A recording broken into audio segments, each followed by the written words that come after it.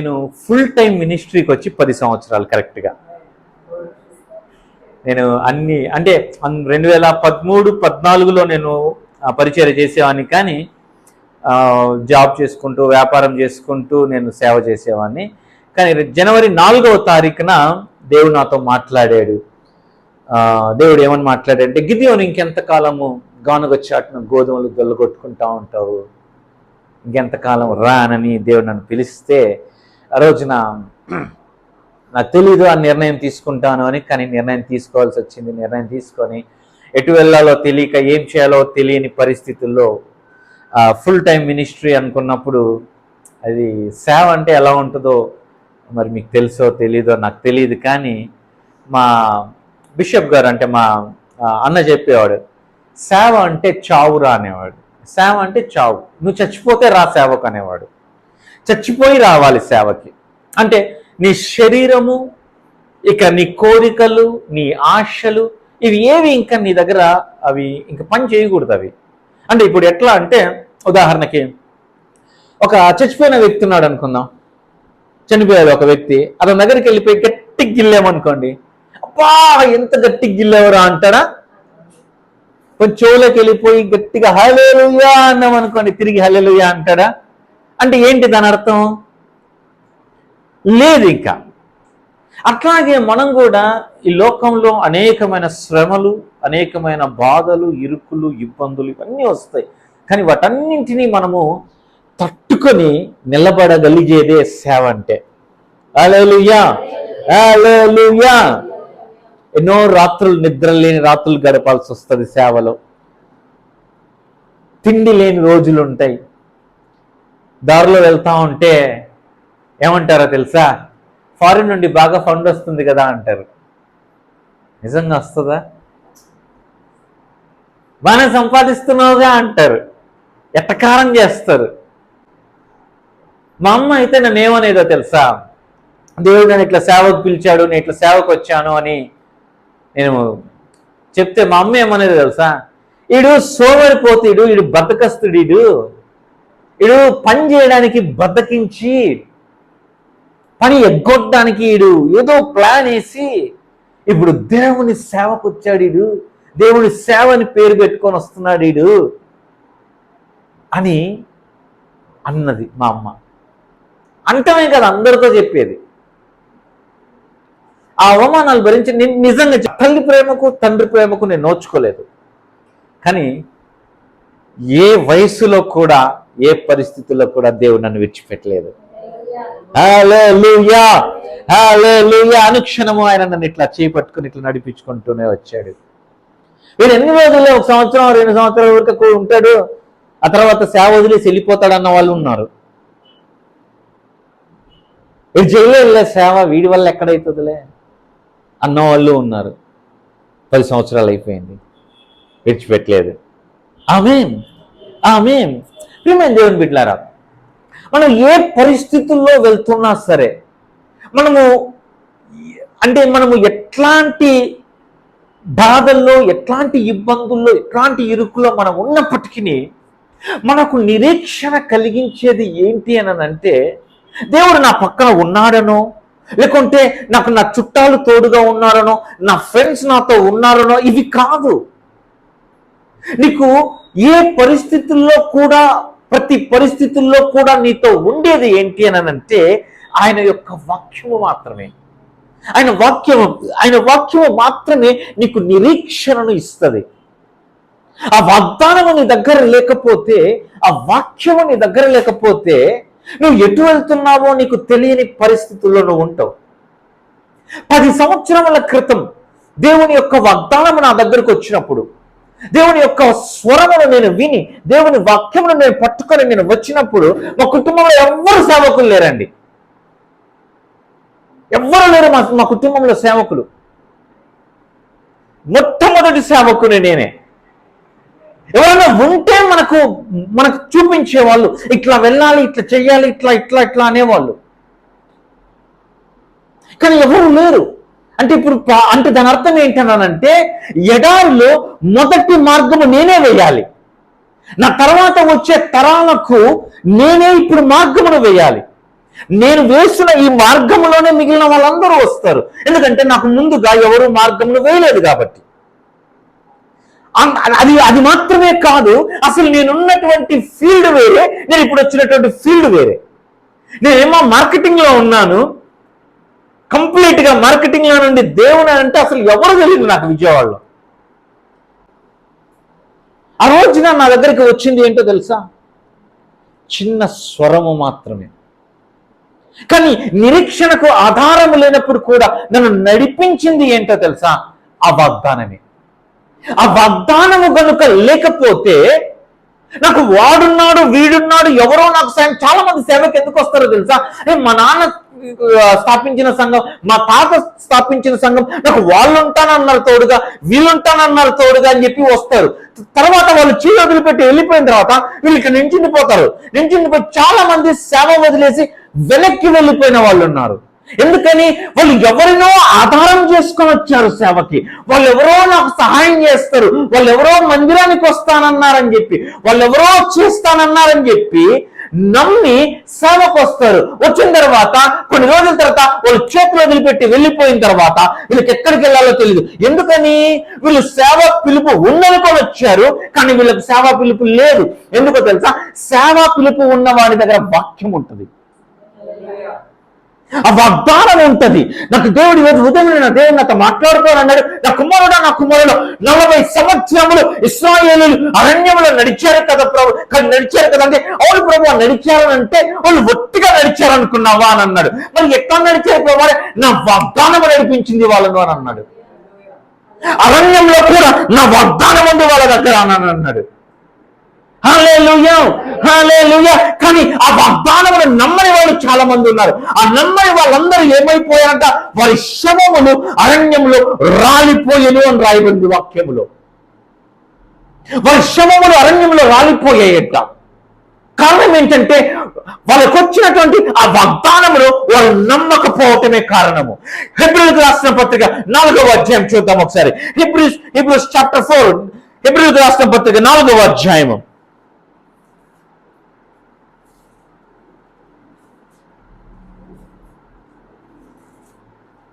2వ వచనం. వారికి ప్రకటింపబడినట్లు మనకును సువార్త ప్రకటింపబడెను, కానీ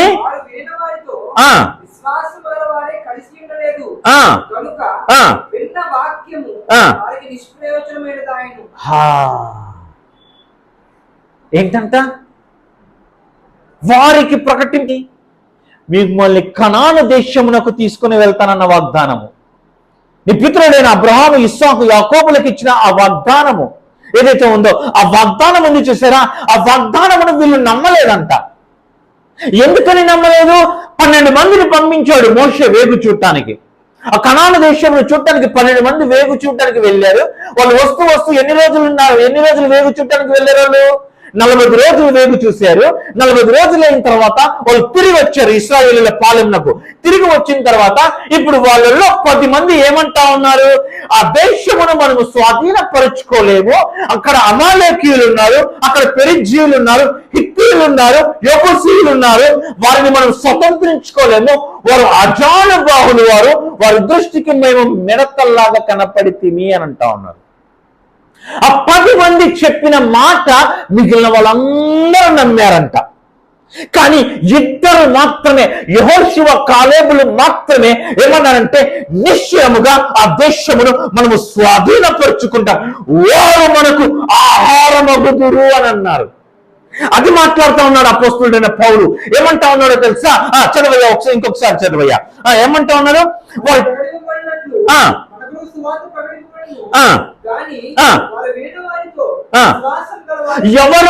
ఎవరితో విశ్వాసం కలపట్లేదు? యెహోషువ, కాలేబులతో కలపట్లేదు. వాళ్ళు 10 మంది మాట్లాడిన మాటలతోనే వాళ్ళు ఏకీభవిస్తున్నారు తప్ప యెహోషువ, కాలేబులు మాట్లాడినటువంటి ఆ విశ్వాసములోనికి వీళ్ళు ఏం చేయట్లేదంట, కలిసి ఉండలేదు. కనుక ఏమైపోయిందంట? విన్న వాక్యము వ్యర్థమైపోతా ఉంది, నిరర్ధకమైపోతా ఉంది. ఈ రోజున దేవుని యొక్క వాగ్దానం నీ దగ్గరకు వచ్చింది. ఏం వాగ్దానం వచ్చింది? విస్తారమైన వర్షము వచ్చినట్లుగా ధ్వని పుట్టుచున్నది. నీ మీదకి విస్తారమైన ఆశీర్వాదము దేవుడు నీ పైకి తీసుకొని వస్తాడు.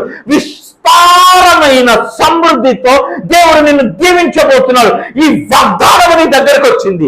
ఈ వాగ్దానము నీ దగ్గరకు వచ్చినప్పుడు, ఆ వాగ్దానము నేను నమ్మాను. నా దగ్గరకు వచ్చినప్పుడు నేను నమ్మిన నాతో నీ విశ్వాసము నా విశ్వాసాన్ని కలిపితే ఆ వాక్యం ఫలభరితం అవుతుంది. ఒకవేళ నేను నమ్ముతున్నాను కానీ ఆ విశ్వాసము ఆ వాక్యమును నువ్వు నమ్మట్లేదు అనుకో, ఆ వాక్యం ఏమైపోతుందో తెలుసా? ఏమన్నాయా? నిష్ప్రయోజనమైపోతుంది. దేవుని యొక్క వాగ్దానాలు డిసెంబర్ 31వ తారీఖున ఎన్ని సంవత్సరాల నుండి మనం వాగ్దానాలు తీసుకుంటా ఉన్నాం. కానీ మరలా నూతన సంవత్సరం రాగానే ఆ వాగ్దానం నీ జీవితంలో జరగకపోతే అది నిష్ప్రయోజనమైపోయినట్లే కదా. అట్లాగా ఎన్ని వాగ్దానాలు నీ జీవితంలో నిష్ప్రయోజనమైపోయినా ఒక్కసారి ఆలోచన చెయ్యి. కనీసం ఈ వాగ్దానమునైనా నువ్వు పట్టుకో. ఈ వాక్యము నిన్ను ఏం చేస్తుందో తెలుసా? ఈ వాక్యం ఏం చేస్తుందంటే, అలాగే 12వ వచనంలోనికి రండి.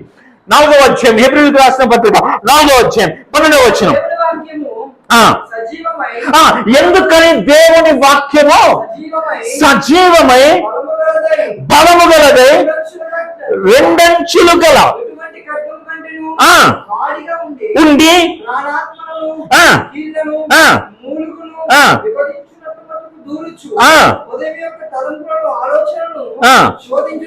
హల్లెలూయా, హల్లెలూయా. గత వారం ఎప్పుడు నేను చెప్పినట్లున్నాను. ఎందుకనగా దేవుని యొక్క వాక్యము నీ దగ్గరకు వచ్చింది కదా. ఎందుకు వచ్చిందో తెలుసా? దేవుని యొక్క వాక్యము నువ్వు అనుకుంటున్నావు ఏదో ఆయనకు పని బాట లేదు, ఆయన ఏదో అన్ని మొత్తం ఉద్యోగం అన్ని వదిలేసేసుకుని వచ్చి వచ్చి నిలబడుకుని గంటన్నర సేపు మాట్లాడేసి వెళ్ళిపోతున్నాడు అని అనుకుంటా ఉన్నారు కదా.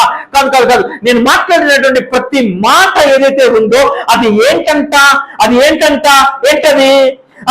సజీవమైనది. నేను మాట్లాడే ప్రతి మాట సజీవమైన మాట. అది మీరు ఎప్పుడైనా విత్తనాలు చూసారా? ఏం విత్తనాలు చూసారా? ఏదో ఒక టమోటా, అవునా? ఆ విత్తనాన్ని చూస్తే మీకు ఏమనిపిస్తుంది? ఎండిపోయి, అంతేనా? విత్తనాలు ఎండిపోయే ఉంటాయి కదా. అసలు ఎండిపోయి విత్తనం అసలు దేనికి పనికి రాకుండా ఉంటుంది, అవునా కదా? కానీ ఆ విత్తనము నాటితే చచ్చిన విత్తనం మళ్ళీ బతికిద్ది, అవునా కాదు? ఇప్పుడు ఆ విత్తనాన్ని చూసి, ఇప్పుడు ఉదాహరణకి ఒక టమోటా విత్తనం తీసుకుందాం. ఆ టమోటా విత్తనం ఎంత ఉంటుందండి? నాకు తెలిసి ఇంత ఉంటుందా? నువ్వుల గింజ అంతా, అంతేనా? ఇంత టమోటా విత్తనం ఉంటుంది. ఇప్పుడు నాకు చెప్పండి, ఆ టమోటా విత్తనాన్ని చూసి దీంట్లో ఎన్ని టమోటాలు ఉన్నాయో చెప్పండి అని అంటే చెప్తారు ఎవరైనా?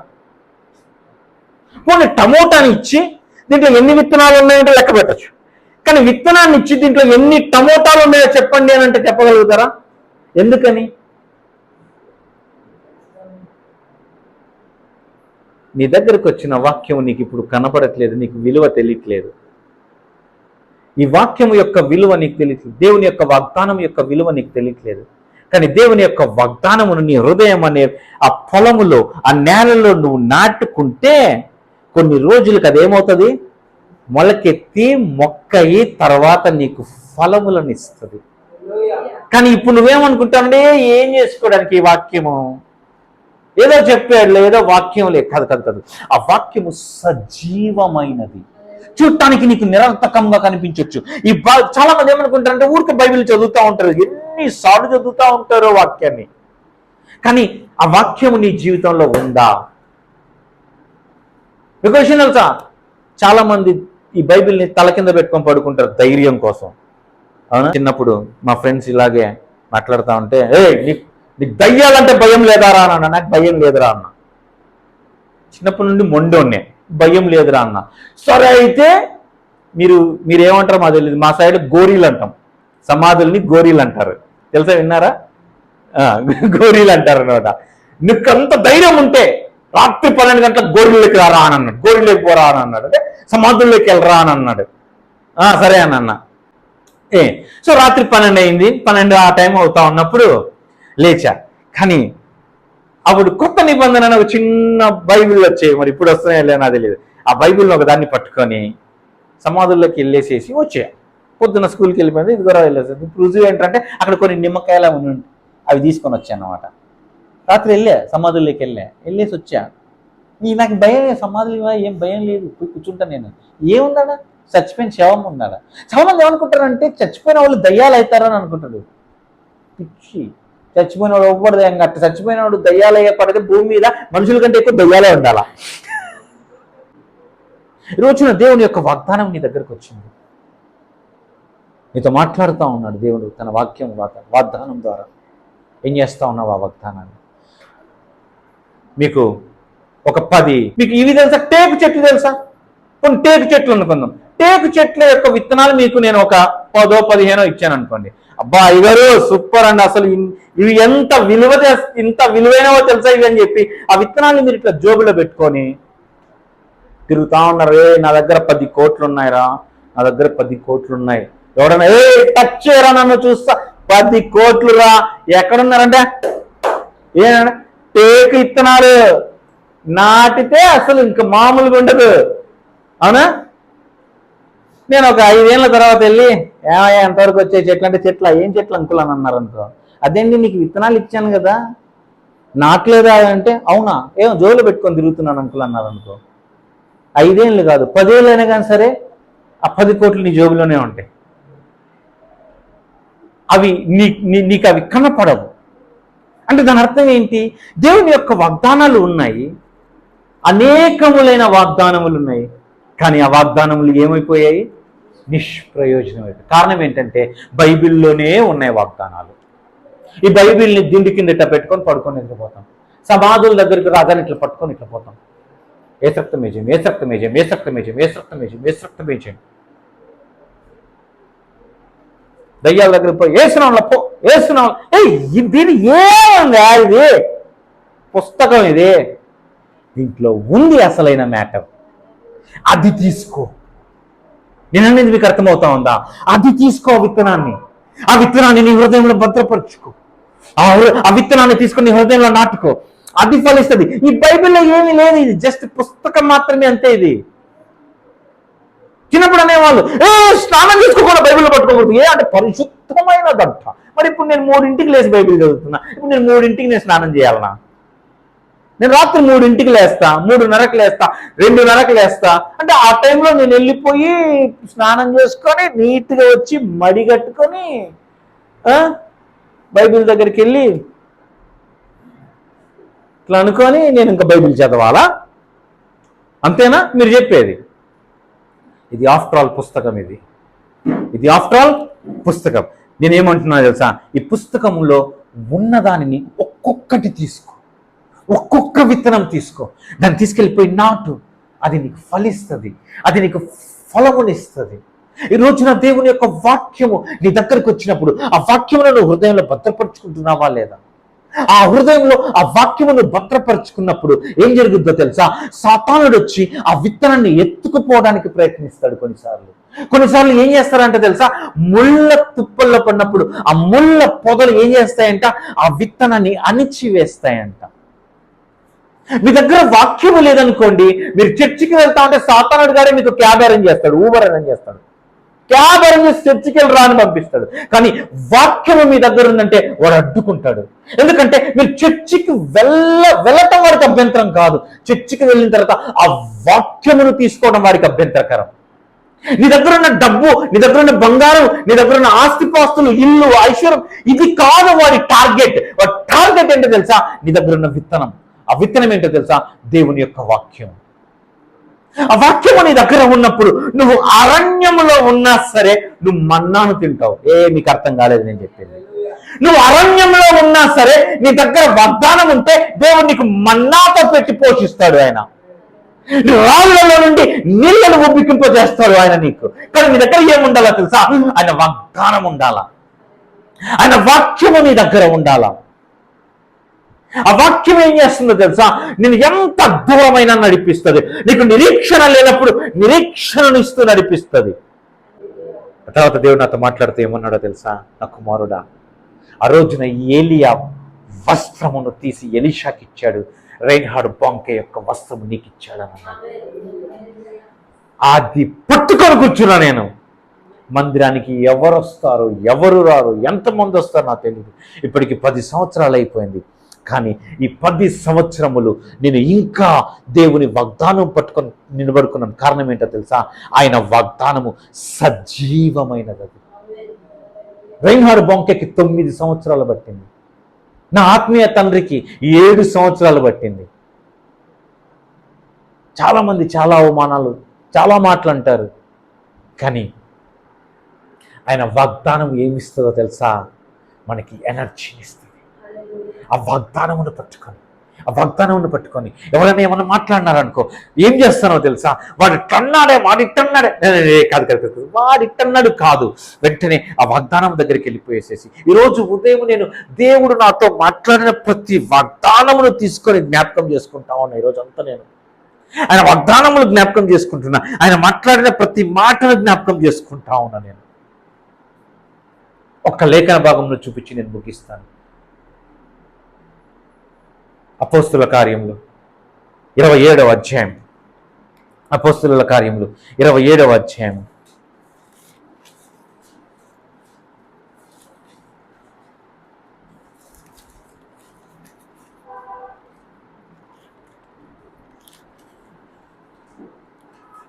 ఇరవై 23వ వచనం. అపోస్తుల కార్యములు 27వ అధ్యాయం 23వ వచనం.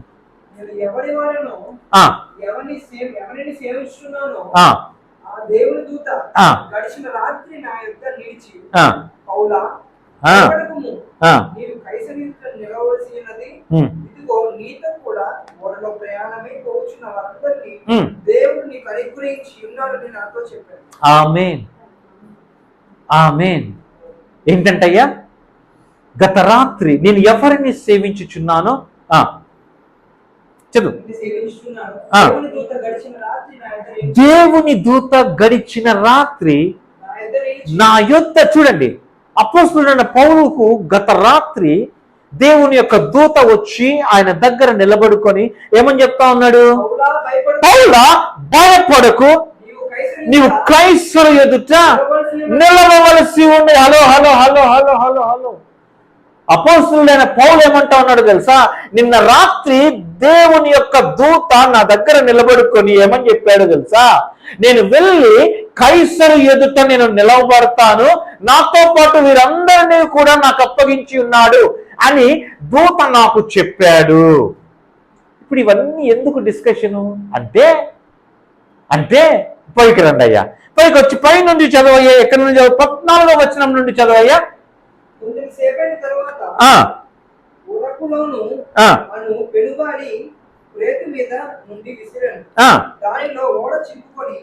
ఎవరి ఓడ? ఇప్పుడు అపోస్తలుడైన పౌలును బందీని చేసి, అంటే ఖైదు చేసి, అపోస్తలుడైన పౌలును మరి కొంతమందిని తీసుకొని ఎక్కడికి వెళ్తా ఉన్నారు? రోమా పట్టణానికి వెళ్తా ఉన్నారు. అదే చివరి ప్రయాణం అపోస్తలుడైన పౌలుకు. ఇంకా రోమాకి వెళ్ళిన తర్వాత ఇంకా తిరిగి రాడు పౌలు. తీసుకొని వెళ్ళిపోతా ఉన్నారు. అక్కడ తీసుకెళ్ళిపోయి చెరసాలలో వేసేస్తారు. కానీ ఇప్పుడు వెళ్తా ఉంటే మార్గ మధ్యంలో ఏమైపోయిందంట? పెనుగాలులు వీచి ఓడ ఏమైందయ్యా? చదువు. ఓడ చిక్కుకొని గాలికి ఎదురు నడవలేక పోయినందున గాలికి కొట్టుకొని పోతిమి. చిన్న ద్వీపము చాటున దాని నడిపింపగా పడవను భద్రం చేసుకున్నట్టు దానిని పైకెత్తి కట్టిన తర్వాత తాళ్ళు మొదలైనవి తీసుకొని ఓడ చుట్టూ బిగించి కట్టిరి. మరియు ఇసుక తిప్ప మీద పడుదుమేమో అని భయపడి ఓడ చేపలు దింపివేసి కొట్టుకొని పోతుంది. మిక్కిలి పెద్ద గాలి కొట్టుకున్నందున మరునాడు సరుకులు పారవేయసాయి. తినటానికి కూడా ఇప్పుడు తిండి లేదు. ఇంకా గాలి, వాన, తుఫానుకు ఓడ బద్దలైపోతా ఉంది. ఎక్కడికి వెళ్తుందో తెలియట్లేదు ఓడ. వీళ్ళందరినీ తీసుకుని ఆ ఓడలో వెళ్తా ఉన్నారు, బయలుదేరుతా ఉన్నారు. వాళ్ళందరూ ఆఫీసర్స్, అందరు పోలీసులు ఆఫీసర్లు అందరూ తీసుకుని వెళ్తా ఉన్నారు. ఎవరిని? పెద్ద ఖైదీ పౌలుని తీసుకుని వెళ్తా ఉన్నారు. గాలి వచ్చింది, తుఫాన్ వచ్చింది, ఓడ బద్దలైపోతా ఉంది. ఓడని ఎట్లయినా కాపాడాలని చెప్పి దాంట్లో ఉన్న సరుకులన్నీ కింద పడేశారు. భయంకరమైనటువంటి తుఫాను మధ్యలో ఓడ ఇరుక్కుపోయి ఉంది. మనమైతే ఏం చేస్తామో తెలుసా? లేకపోతే దైవజనుడైన నన్నే బంధించి తీసుకెళ్తారా? చూసారా దేవుడు ఏం చేస్తున్నాడో? అడ్డుకుంటున్నాడు మిమ్మల్ని. అవునా? దేవుడు నన్ను రోమాకు వెళ్ళనివ్వకుండా దేవుడు అడ్డుకున్నాడు. మీకు దోల తీర్చే తాట తీస్తున్నాడు దేవుడు. లేకపోతే నన్ను నాకు సంఖ్యలు వేసి తీసుకెళ్తావు నువ్వు. ఎవరిని అనుకుంటున్నావు నువ్వు? నేను పౌలుని తెలుసా? అరే అంత ముందుకు రాత్రి ఏమన్నాడు? నువ్వు వెళ్ళిపోయి కైసర్ దగ్గర నిలబడాలి అని అన్నాడు దేవుడు. మరి ఇవన్నీ వస్తున్నాయంటే నేను తప్పేయడానిక? వాళ్ళందరూ ఎక్కడికి వెళ్ళిపోయారు? ఒక దీవికి వెళ్ళిపోయారు. వాళ్ళు ఆ దీవికి వెళ్ళిపోయారు.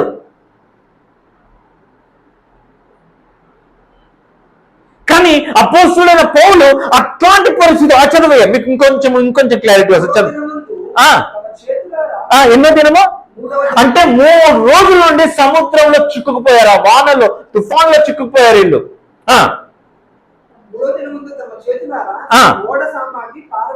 పారవేసిరి. అబ్బా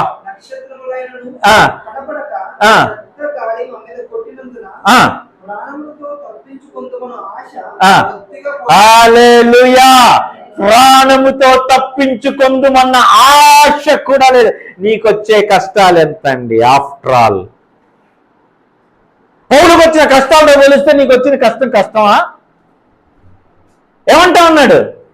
ప్రాణముతో తప్పించుకుందుమన్న ఆశ బొత్తిగా లేకపోయాను. వారు బహుకాలము ఎన్ని రోజులు ఏమి నువ్వు తిని అన్న? నేను రాత్రి అసలు ఈరోజు మధ్యాహ్నం ఏమన్నా మటన్ బిర్యానీ తిన్నా. మరి ఇంకేంటి? మధ్యాహ్నం మటన్ బిర్యానీ తింటావు, పొద్దున మంచి మసాలా దోశ తింటావు, రాత్రి తింటావు, మళ్ళీ పొద్దున్న లేదంటే దేవుడు నాకు ఏం చేయట్లేదు అన్న, దేవుడు కష్టాలేనా? ఏంటి మటన్ బిర్యానీ తింటా కూడా కష్టాలా నీకు? ఇలా పౌలుకు తినటానికి కూడా తిండి లేదంట. అనేక దినములు వారు బహుకాలము భోజనము లేనందున ఇప్పుడు చూసారా ఏమంటా ఉన్నాడు? మనమైతే ఏమనుకుంటాము? దేవుడు నన్ను తప్పియడానికి ఇవన్నీ, లేకపోతే వీళ్ళకి ఎంత ధైర్యం ఉంటే దైవజనుడిని సేవకుడైన నన్ను అరెస్ట్ చేసి తీసుకెళ్తారా?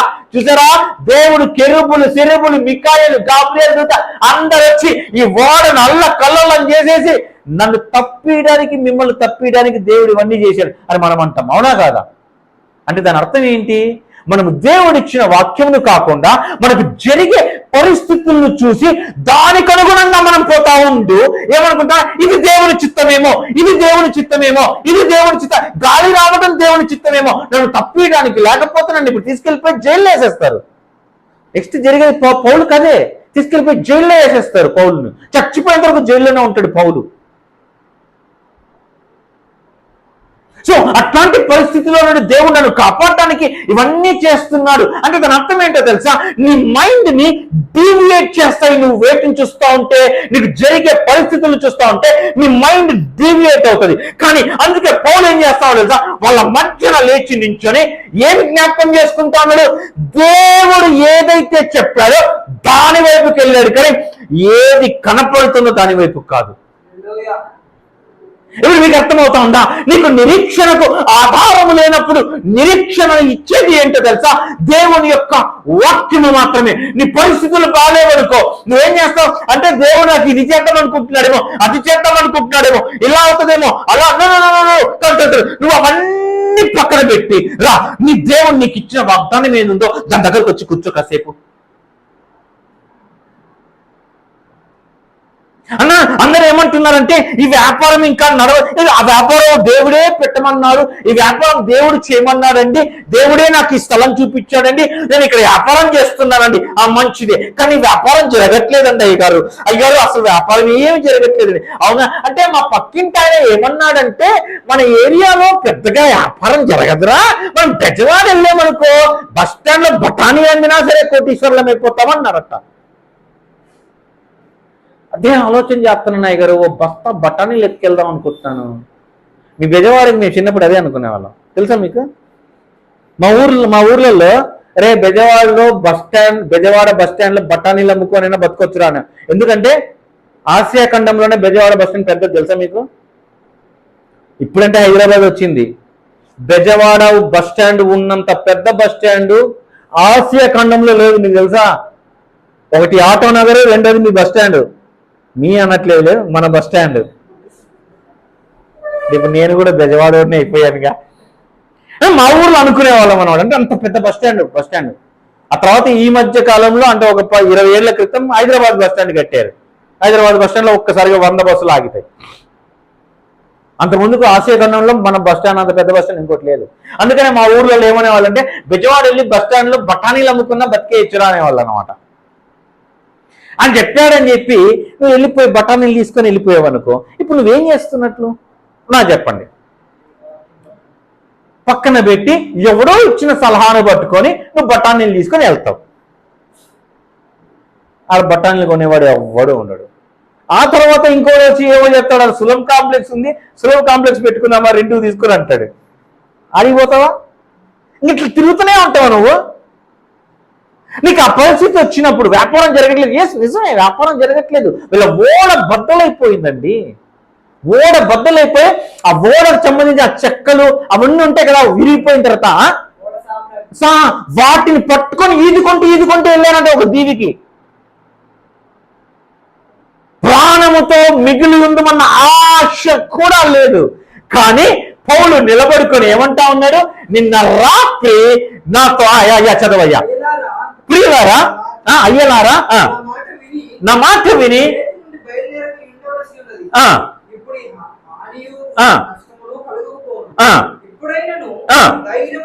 ధైర్యము తెచ్చుకోండి.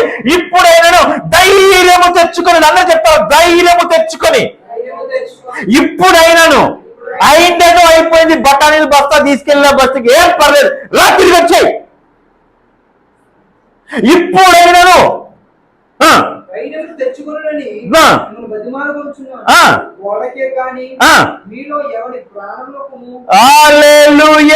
వీళ్ళేమనుకుంటున్నారేమో, వీళ్ళేమనుకుంటున్నారంటే మేము చచ్చిపోతాం ఇంకా.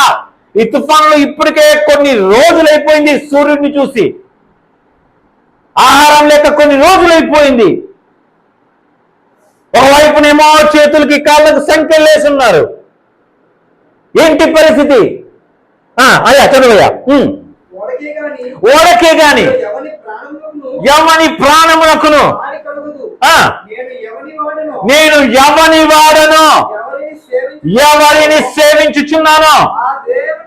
హల్లెలూయా, హల్లెలూయా.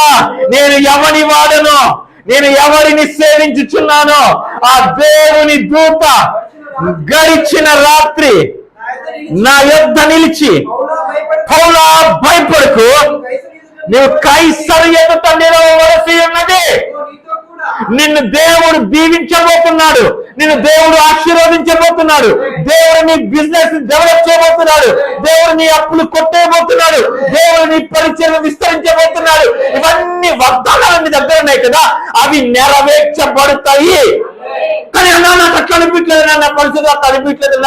ఆపే, నేను ఎవరిని సన్నిధిలో నిలబడ్డానో, ఎవరిని సేవించుచున్నానో ఆ దేవుని సన్నిధిలో నిలబడి చెప్తున్నాను అంటా ఉన్నాడు పౌలు. ఇక్కడ ఉన్నవాడి ఒక్కడి ప్రాణము కూడా పోదు. నాకు కరోనా వచ్చినప్పుడు నా ఆక్సిజన్ లెవెల్స్ 65కు పడిపోయినాయి. చాలా మందికి ఫోన్లు చేశాం, తెలిసిన వాళ్ళకి, వీళ్ళకి ఏమన్నా హాస్పిటల్ ఏమన్నా బెడ్ ఏమన్నా అరేంజ్ చేస్తారేమో అని. అందరు చేతులు ఎత్తేసారు. చివరికి కర్నూలుకు తీసుకెళ్దాం అనుకున్నారు. మా బాబాయ్ ఉంటాడు అక్కడ హాస్పిటల్లో పనిచేస్తాడు. మా బాబాయ్ అన్నాడు ఇప్పుడే 65కి వచ్చింది, 10 గంటల జర్నీ తీసుకుని వచ్చే లోపల వాడికి మధ్యలో ఏమన్నా అయితే ఏంటి పరిస్థితి? మొత్తం అడవే. విజయవాడ నుండి కర్నూలు వెళ్ళినా నల్లమల్ల అడవులు వెళ్ళాలి. అక్కడ ఏదో ఒకటి ట్రై చేయండి, ఇంత దూరం వద్దు అని అన్నాడు. కరోనా సెకండ్ వేవ్ లో.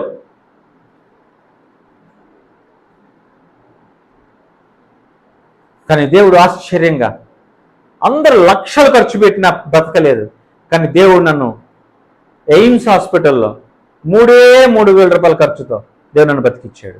ఆ రోజున నన్ను తీసుకొని వెళ్తా ఉంటే, ఇట్లా హాస్పిటల్లోకి వెళ్తా ఉంటే యవ్వనస్తుడు, 25 కూడా ఉండవేమో. శవం బయటకు వస్తా ఉంటే తల్లి ఏడుస్తూ ఉంది. ఎంత హైట్ ఎట్లున్నాడు తెలుసా, ఎర్రగా చచ్చిపోయాడు కరోనాకి. తల్లి ఏడుస్తూ ఉంది, వాళ్ళ అక్క ఏడుస్తూ ఉంది. ఆ శవాన్ని చూసి మా తమ్ముడు అన్నాడంట మా ఆవిడతో, ఏమన్నాడు, వస్తాడో రాడో తెలీదు, అన్న బతుకుతాడో బతుకుడో. నేను ఇంట్లోంచి బయటకు వచ్చేటప్పుడు ఆ రోజు రాత్రి అర్ధరాత్రి 2 గంటలప్పుడు నన్ను ఇంకా ఎయిమ్స్లో ఒక బెడ్ ఖాళీ ఉంది రండి అని చెప్పి ఫోన్ వస్తే కారు తీసుకొని వచ్చాడు మా తమ్ముడు.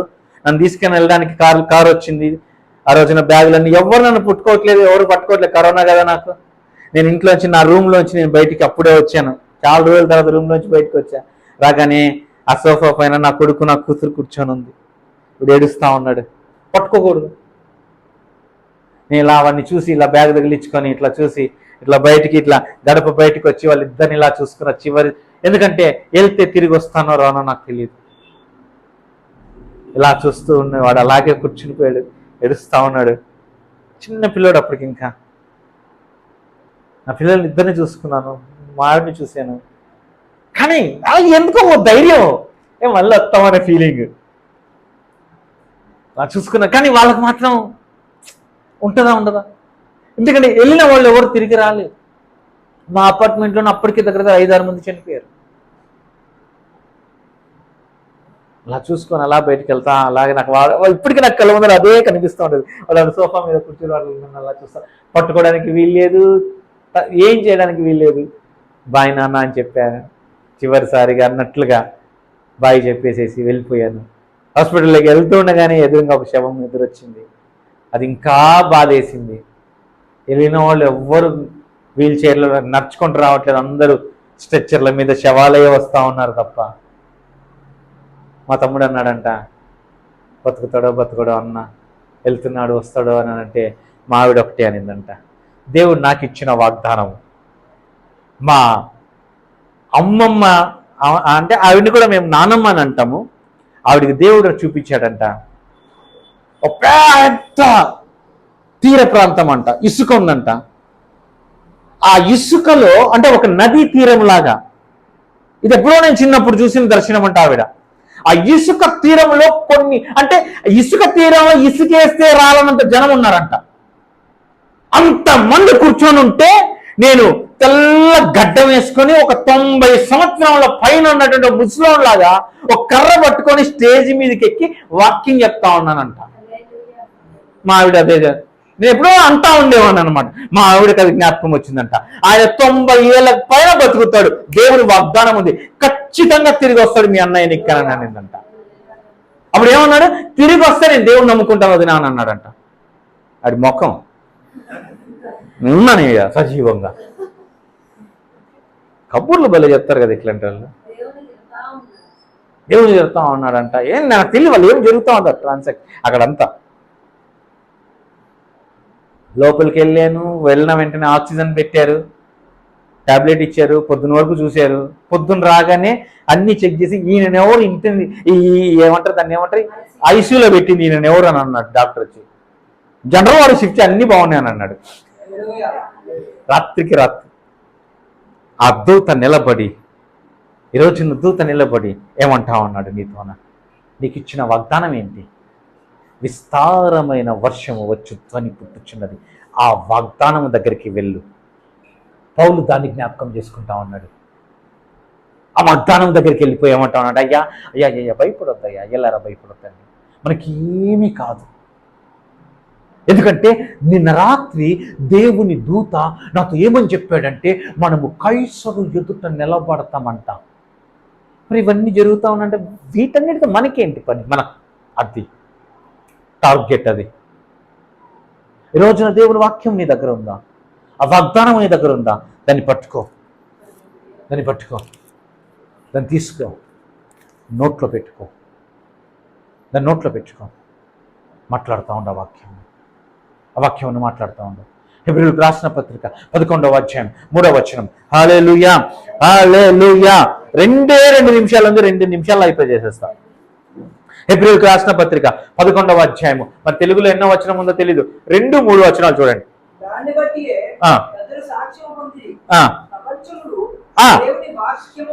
ప్రపంచములు దేవుని వాక్యము వలన హల్లెలూయా. ఈ ప్రపంచము ఎట్లా నిర్మాణమైంది?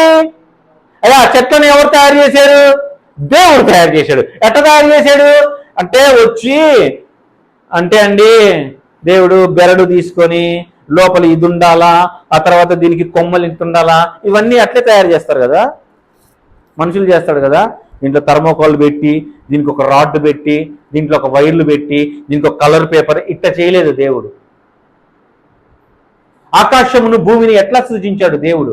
ఆయన మట్టి ఏమంటారు, విశ్వంలో ఉన్న మట్టంతా తీసుకొని వచ్చి బాగా ముద్ద చేసి, అంతేనా? దేవుడు భూమిని అట్టే తయారు చేశాడా? ఎట్లా చేశాడు ఆయన వాక్యము ద్వారా. అదే అంటా ఉన్నాడు అపోస్తలుడైన పౌలు, ఏమంటా ఉన్నాడు? ప్రపంచములు దేవుని వాక్యము చేత నిర్మాణితములై ఉన్నవి. The world's were framed by the word of God. దేవుని వాక్యం అంటే ఆయన నిలబడుకుని వెలుగు కలుగును గాక అంటే వెలుగు వచ్చేస్తా ఉంది. మీకు అర్థమవుతా ఉందా? చెట్లు కలుగును గాక అంటే చెట్లు వచ్చేసాయంట. పులి, సింహం, ఏనుగు, వాటన్నిటిని పిలుస్తూ ఉంటా, అవన్నీ వస్తా ఉన్నాయి. అంటే ఈ ప్రపంచం అంతా, సృష్టి అంతా ఎట్లా నిర్మించబడింది? దేవుని యొక్క వాక్యము ద్వారా నిర్మించబడింది. ఇప్పుడు నీ ప్రపంచాన్ని నువ్వెట్టా నిర్మించుకోవాలా? కూలిపోయింది పడవ, వాస్తవమే, కానీ దేవుని వాక్యము నీ దగ్గర ఉంది. ఆ వాక్యమును తీసుకొని ఏమంటావు అనగా, వాక్యము నీ యొక్క ఉంది, వాక్యము నీ హృదయంలో ఉంది, వాక్యము నీ నోట్లో ఉంది. ఎందుకు నీ వాక్యము నీ నోట్లో?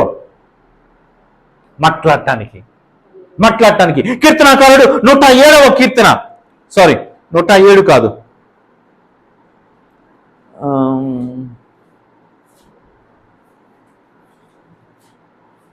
107:20 టక అయిపోతాం.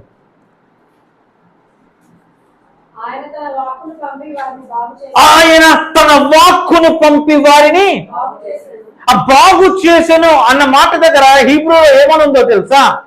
ఫుల్ఫిల్ అన్న మాట రాయబడి ఉంది. ఫుల్ఫిల్ అనంటే నువ్వు ఏదైతే దేవుడి వాక్యమును తీసుకొని నువ్వు మాట్లాడతావో ఆ వాక్యం ఏమవుతుందంటే తెలుసా? నెరవేర్చబడుతుంది. అది దేవుడు ఇచ్చిన వాగ్దానంలో తీసుకొని నువ్వు నిలబడుకొని మాట్లాడుతూ ఉండాలి. అన్న దేవుడు ఇచ్చిన వాగ్దానం తీసుకొని మాట్లాడుతూ ఉంటే జరిగిద్దానంట అంటే నాకు బోల్డెన్ సార్లు జరిగింది, మీకు జరిగింది. మార్క్స్ వార్త 11వ అధ్యాయం 22వ వచనం నుండి చూద్దామా? మార్క్స్ వార్త. ఎందుకు నేను ఈ వాక్యం తీసానో తెలుసా? నేను వాక్యం అంతా ప్రిపేర్ అయిపోయిన తర్వాత దేవుడు నాతో మాట్లాడితే ఏమన్నాడు తెలుసా? నా కుమారుడా, ఈ సంవత్సరం మొదటి ఆదివారము నా వాక్యం లేకుండా నువ్వు మాట్లాడతావాలన్నాడు. అంతా నీ వాక్యమే కదా ప్రభు అని అంటే, కాదు, ఎక్కడికి ప్రభు అంటే, పునాదుల దగ్గరికి వెళ్తామురా అని అన్నాడు. ఏంటి ఆ పునాదులు తెలుసా? మార్క్స్ వార్త 11వ అధ్యాయం చదవయ్యా. అందుకు యేసు వారితో ఇట్లా, నేను దేవుని యందు విశ్వాసముంచుడి, ఎవడైనను అంటే ఎవరైనను అంతే. ఎవడైనను అని రాయబడిన ఆ మాట దగ్గర గ్రీక్ లో ఏమని రాబడి తెలుసా? ఎవరైనా అని ఉంది. ఎవరైనా అంటే ఎవడైనను ఈ కొండను చూచి నువ్వు ఎత్తబడి సముద్రంలో పడవేయబడుమని చెప్పి తన మనస్సులో సందేహింపక తాను చెప్పినది జరుగునని నమ్మిన ఎడల. ఏంటంట? కొండ దగ్గరికి వెళ్ళిపోయి, ఏ కొండ నువ్వు నాకు నచ్చలేదు, ఇక్కడ నుండి వెళ్ళిపో అని అంటే కొండ ఎస్ బాస్ అంటదంట. అనాలి. ఏమన్నాడు ఆయన? ఎవడైనా ఈ కొండను చూచి ఎత్తబడి సముద్రంలో పడవేయబడుమని చెప్పి తన మనసులో సందేహింపక. ఏమి సందేహం ఉంటది మనుషులకి? దేవుడు చెత్తడంటవా నేను మాట్లాడితే? అవునా? నేను మాట్లాడితే ఈ కొండని వెళ్ళిపోకుండా అంటే మరి దేవుడు ఈ కొండను తీసేస్తాడానంటే నేను మీకు ఇక్కడే ఒక క్లారిటీ ఇద్దాం అనుకుంటున్నా. బైబిల్ చక్కగా చదవండి, కళ్ళు ఒళ్ళు దగ్గర పెట్టుకొని చదవండి. ఏముంది తర్వాత? తన మనస్సులో సందేహింపగా. నీకున్న సందేహం ఏంటి? దేవుడు చేస్తాడో చేయడో అన్న సందేహము. కదా. అసలు దేవుడు ఏం మాట్లాడుతున్నాడు చదవయ్యా. తన మనసులో సందేహింపక ఆ. తాను చెప్పినది ఎవరు చెప్పింది? ఎవరు చెప్పింది? నువ్వు చెప్పింది, దేవుడు చెప్పింది కాదు. అలా చదవండి బైబిల్ ఒకసారి. తాను చెప్పిందంటే నువ్వు ఏదైతే చెప్తున్నావో నువ్వు చెప్పింది జరుగుతుందని నువ్వు నమ్మితే దేవుడు చేస్తాడని కాదు, దేవుడు దాని కొండను తీసేస్తాడు కాదు. నువ్వు చెబితే అది జరుగుతుందని నువ్వు నమ్ము. ముందు చెప్పాను అనుకుంటాను లాస్ట్ వీక్, అమ్మాయి అమెరికాకు వెళ్ళాలంటే యేసు నామములో అమెరికా ద్వారములు తెరవబడును గాక అని నేను చెప్పాను. తప్పునా ఏం చెప్పా నేను? దేవుని వాక్యములు చెప్పా నేను. మీకు అర్థం కాలేదు నేను చెప్పింది. నువ్వు చెప్పింది జరిగిద్ది. ఏం జరిగిద్ది? నువ్వు దేవుని వాక్యం చెప్తే జరిగిద్ది అంటా ఉన్నా నేను. తాను చెప్పినది జరుగునని నమ్మిన ఎడల చదువు నమ్మిన ఎడల వాడు చెప్పినది దేవుడు చెప్పినది కాదండి. మీరు వాక్యం నుంచి చదవాలి, జాగ్రత్తగా చదవాలా. నువ్వు చెప్పింది జరుగుతుందని నువ్వు నమ్ము. నమ్మిన ఎడల అది నిశ్చయముగా జరుగును చెప్పుచున్నాను. ఆ తర్వాత రండి. అందువలన ప్రార్థన చేయనప్పుడు ముందు నువ్వు నమ్ము. నువ్వు ప్రార్థన చేస్తే జరుగుతుందని. అసలు ప్రాబ్లం ఏంటో తెలుసా? నువ్వు నీ ప్రార్థనకి ఎందుకు జవాబు రావట్లేదు తెలుసా? నువ్వు ప్రార్థన చేస్తే జరుగుతుందని నీకు నమ్మకం లేదు. ఎందుకు? నువ్వేమనుకుంటున్నావు అంటే నువ్వు ప్రార్థన చేస్తే దేవుడు చేస్తాడని అనుకుంటావు. నువ్వు దేవుడు కాదు చేసేది, నువ్వు చెబితే నువ్వు చెప్పిన ఆ వాక్యము చేస్తుంది. మీకు అర్థం కాదా? ఆ వాక్యమే దేవుడు. మీకు అర్థమవుతుందా? ఆ వాక్యమే దేవుడు. అంటే నువ్వేం చేస్తా ఉన్నావు అంటే ఈ వాక్యమును, అరే మీకు ఇంకొక మాట చూపిస్తానండి. ఈరోజు రాత్రి వరకు ఉంచేస్తాను, నాకు మెంటలెక్కిపోతుంది. నాకు వచ్చేసేయండి యెషయా గ్రంథము 50వ అధ్యాయంలోనికి రండి అయ్యా. యెషయా గ్రంథం అయ్యా. ఆల్ ప్లేస్ మీకు అందరికీ ఆశీర్వాదకరంగా ఉందా? వింటారా? పర్లేదా? నేను నన్ను నింపి నాకు మెంటలు వేసిపోతుంది. నాకు ఇంకా వాక్యాలు వచ్చేస్తున్నాయి.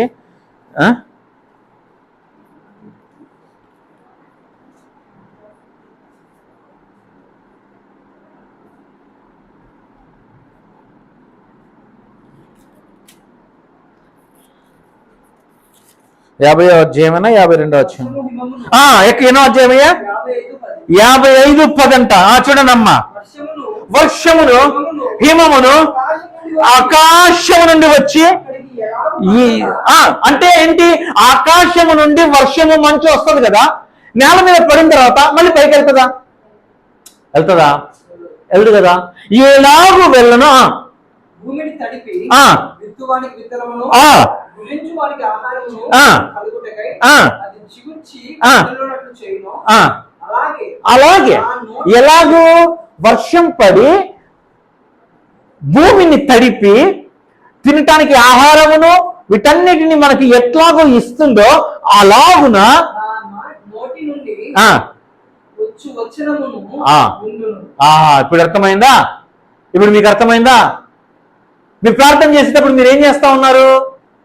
మా అమ్మను కాపాడు, మా నాన్నను కాపాడు, మా తాతను కాపాడు, మా ముత్తాతను కాపాడు. నిన్న రాత్రి వెళ్తా ఉంటే ఆ అంకుల్ నన్ను చూసి అన్నాడు, ఆయన్ని కాపాడు. ఆయనకు బుద్ధి చెప్పుదేవా? కాదు కాదు కాదు కాదు కాదు. నీ ప్రార్థన ఏముండాలి తెలుసా? దేవుని వాక్యంలో తీసుకొని ప్రార్థన చేయి. ద సీక్రెట్ దేవుని వాక్యంను తీసుకొని, ఎందుకు? ఆ వచనము నీ నోట్లో పెట్టుకొని నువ్వు దాన్ని విడుదల చేస్తా ఉంటే ఆ వాక్యం ఏం చేస్తుంది తెలుసా? అది కార్యము చేసుకొని కానీ తిరిగి రాదది. చదివే అంతరం ఉండే తర్వాత నిష్ఫలముగా నా యొద్దకు మరలక. ఆమేన్. నువ్వు ఏదైతే నువ్వు మాట్లాడావో ఆ పని చేసి కానీ తిరిగి రాదు. ఆమేన్ ఆమేన్. ఇలాగే ఒకసారి ఒక అంకుల్ ఫోన్ చేశాడు, కర్నూలు నుండి ఫోన్ చేసి మా అమ్మాయి ఇప్పుడే డెలివరీకి తీసుకుని వెళ్ళారు అయ్యగారు, ఒకసారి ప్రార్థన చేయండి అని అన్నారు. సరే ప్రార్థన చేశాను. ఆ తర్వాత కాసేపు ఉన్న తర్వాత ఏడుస్తా ఉన్నాడు ఫోన్ చేసి. ఏ అంకుల్ ఏమైంది అని అంటే బాబు చచ్చిపోయాడంట. నిజం చచ్చిపోయాడా అని అన్నా. అంటే తీసుకెళ్ళిపోయారండి, ఐసీయూలో పెట్టారు, ఏమో అవన్నీ చేస్తూ ఉన్నారు, వెంటిలేటర్ మీద పెట్టారు అని అన్నాడు. అల్లుడేమో బయట రోడ్డు మీద గోల గోల చేస్తున్నాడంట. మంచి ఆసుపత్రికి తీసుకెళ్లకుండా ఈ దొక్క ఆసుపత్రికి తీసుకొని వచ్చావు నువ్వు అని చెప్పేసేసి గోల గోల చేస్తున్నాడు అల్లుడు. వదిలేసి వెళ్ళిపోతా నీ కూతురు, నాకు అవసరం లేదు. ఈయన ఏడుస్తూ ఉన్నాడు. అదే హాస్పిటల్లో నాకు తెలిసిన 2 డాక్టర్లు, అంటే డాక్టర్ చదువుతున్న అమ్మాయిలు ఉన్నారు. వాళ్ళకి ఫోన్ చేశాను. ఫోన్ చేసిన తర్వాత ఏమ్మా ఎక్కడున్నారు ఏంటంటే, అన్న ఎక్కడున్నావు అంటే, కొంచెం ఆ NICUలోకి వెళ్ళేసి ఒకసారి బాబు పరిస్థితి ఏంటో నాకు చెప్తారా అన్నాను. చెప్తానన్నా అన్నారు. కానీ మా ప్రొఫెసర్స్ లేకుండా చూసుకొని వెళ్ళాలన్నా వెళ్ళకూడదు, సరే ట్రై చేయండి అమ్మా అన్నాను. వెళ్ళారు. వెళ్ళిన తర్వాత వాడు NICUలో వెంటిలేటర్ మీద ఉన్నాడంట. వెంటిలేటర్ అంటే తల్లి గర్భం ఎట్లా ఉంటుందో అట్లాగే పెట్టి అన్ని సెటప్ చేసి పెట్టింటారంట. ఫోన్ తీసుకొని అన్న ఇక్కడే ఉన్నామన్నా, వాడి చెవు దగ్గర ఫోన్ పెట్టమ్మా అన్న. వాడి ఫోన్ ఎవరికి తెలియకుండా చూస్తా వాడి చెవు దగ్గర ఫోన్ పెడితే, యేసు నామములో నువ్వు బ్రతుకుతువు కాక, దేవుని మంచితనమును నువ్వు ప్రకటిస్తావు అన్న. తర్వాత వాళ్ళతో చెప్పాను, అమ్మ రోజు పొద్దున వెళ్ళిపోయి వాడితో ఇదే మాట చెప్పండి అన్న, యేసు నామములో నువ్వు బ్రతుకుతువుగాక అని పోయి చెప్పండి అన్న. వాళ్ళు పోతా పోతా ఆ పిల్లోని చూసి యేసు నామములో నువ్వు బ్రతుకుతువుగాక, యేసు నామములో నువ్వు బ్రతుకుతువుగాక అన్న. 3వ రోజు ఫోన్ చేసి, అన్న వాడు చేయగదిలిస్తున్నాడన్నా, నీవు దేవుని వాక్యమును నీ నోట్లో పెట్టుకుని నువ్వు దాన్ని విడుదల చేస్తే అది కార్యము చేసి కానీ తిరిగి రాదు. నువ్వు ప్రార్థన చేసేటప్పుడు ఆల్రెడీ అయిపోయిందని ప్రార్థన చేయి, జరగాలని ప్రార్థన చేయమాక జరిగిపోయిందని నమ్మి ప్రార్థన చేయి. హల్లెలూయా, హల్లెలూయా. నేను ఆశీర్వదింపబడ్డాను అని ప్రార్థన చేయి. ఆశీర్వదించు ప్రభువా కాదు, నేను ఆల్రెడీ ఆశీర్వదింపబడ్డాను. ఆమేన్, ఆమేన్, ఆమేన్. ఆశీర్వదింపబడ్డారా? అందులో లేచి నించుందామా? ఎవరు మాట్లాడా మీతోనా? ఆయన వాక్యం నీ దగ్గరకు వచ్చినప్పుడు, దానితో నువ్వు విశ్వాసం కలిపినప్పుడు ఆ వాక్యము నిష్ప్రయోజనం అవ్వదు. లేదంటే వాక్యం నిష్ప్రయోజనం అయిపోతుంది. నీ జీవితంలో ఏ పరిస్థితి వచ్చినా వాటిని చూడమాక తిరిగి వాగ్దానం దగ్గరికి వెళ్ళు, ఆయన ఇచ్చిన మాట దగ్గరికి వెళ్ళు. నువ్వు చెప్పావు కదయ్యా, నువ్వు చేస్తావు అని ఆ మాట తీసుకొని నువ్వు మాట్లాడడం స్టార్ట్ చేయి. హల్లెలూయా, హల్లెలూయా. అందరం ఒక 60 సెకండ్లు దేవుడు నీతో మాట్లాడిన మాటను బట్టి ఒకసారి నెమరేసుకుంటావా? దేవుడు నీతో ఏమేమి మాట్లాడాడు? దేవా, నా దగ్గరికి వాగ్దానం వచ్చింది, కానీ నేను అరణ్యంలో ఉన్నాను, కానీ అరణ్యంలో నాకు మన్నా ఉంది, అరణ్యంలో నాకు నీళ్లు ఉన్నాయి, అరణ్యంలో నాకున్నది ఏంటో తెలుసా? నీ వాగ్దానము నాయనా.